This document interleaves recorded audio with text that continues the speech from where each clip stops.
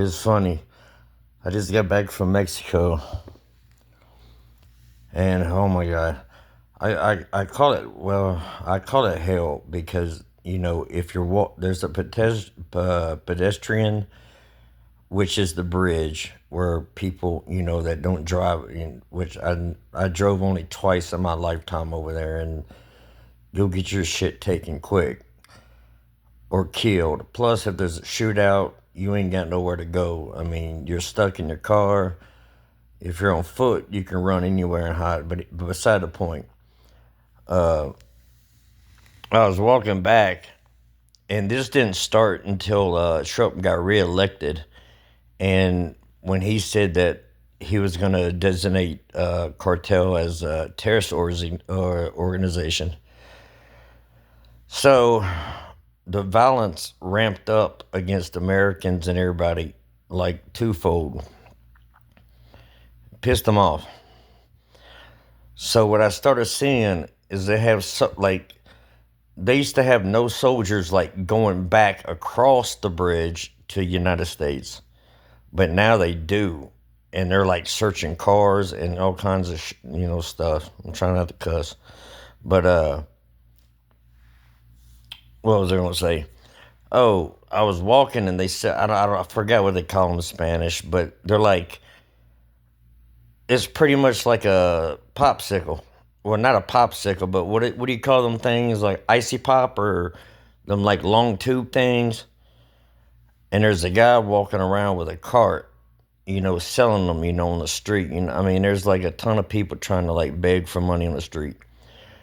But I was like walking by the soldiers, and he had that guy. Oh, he was an old man. He had him stopped, and that soldier straight up shook him down.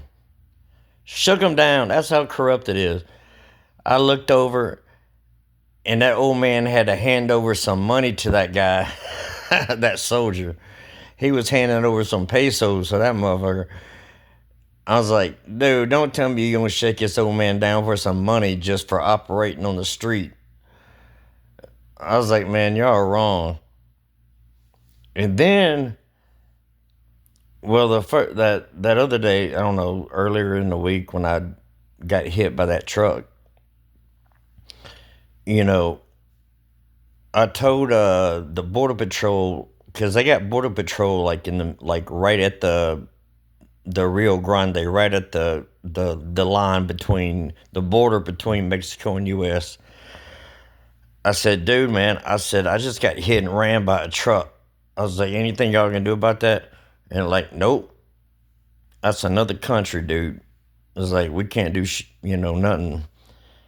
And I'm like, all right, that's fine. I'm not messed up too bad. And then the next day is when that old woman, she had one of them like stainless steel expensive suitcases, and I was going through like the checkpoint in Mexico, and I was behind her, and she just jerked that damn thing, and it hit me right on that little ankle bone that kind of sticks out. Hit me right there, and it hurt so bad. And she was in front of me, and there's soldiers everywhere with her. I said, hey, I was like, you need to stop her. I was like, she just fucking hit me with her suitcase. And of course, they're like, in Spanish, they probably told me, they told me to get the hell on. Crazy over there, man. Crazy. And it got a lot more dangerous now that as soon as I heard Trump saying that they're designated cartels as terrorists, I'm like, because usually they used to leave Americans alone because if they kill an American citizen, they know the heat is going to come down like fury on them, and they don't want that. I mean, they're talking about I mean, they're going to get the heat, and they don't want that. They just want to go about their business. Fine with me. They do their shit. But now they're starting to target people. And that's why they put more soldiers out there. And man, I got tons of stories where I almost like got in a fight with one of them. Uh, of course they're not going. They don't want to mess with, like, especially white Americans.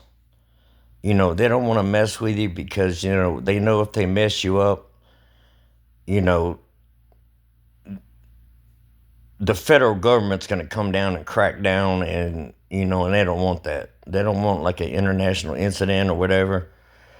The most they'll do is probably like take you around the back of the building and just stomp the shit out of you and say, get the hell on. You know, it's crazy. But it's funny. I saw him shaking down that old man. He's like, he was handing over pesos like man, that was wrong.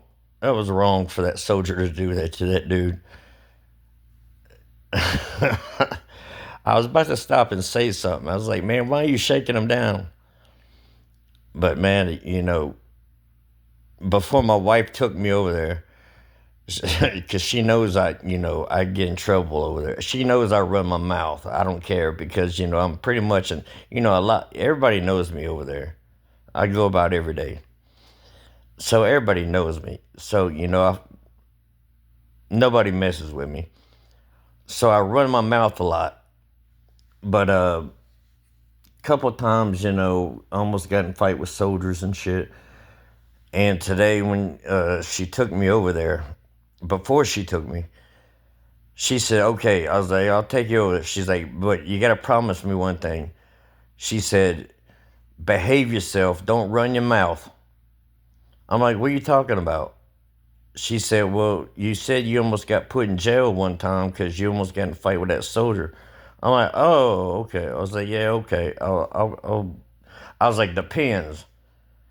I said, "If somebody does something crazy to me, then yeah. But besides that, I'll stay calm. But if somebody